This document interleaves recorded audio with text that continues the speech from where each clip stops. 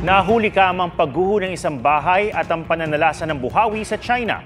Yan at iba pang mga balita abroad sa report ni Oscar Oida.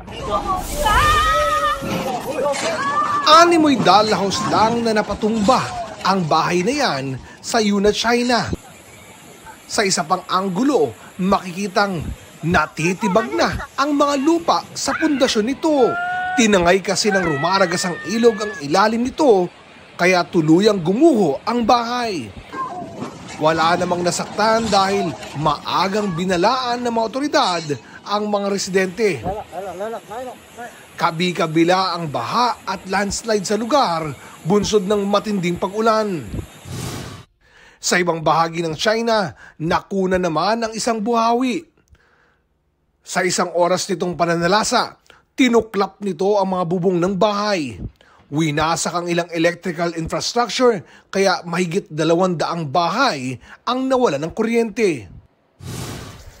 Nagkulay kahil naman ang kalangitan sa ilang bahagi ng Canada.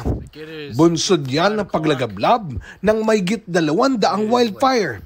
Libo-libong residente ang lumikas.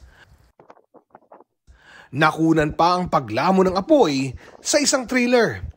Ang usok sa Canada umabot na hanggang sa Upper Midwest ng Amerika.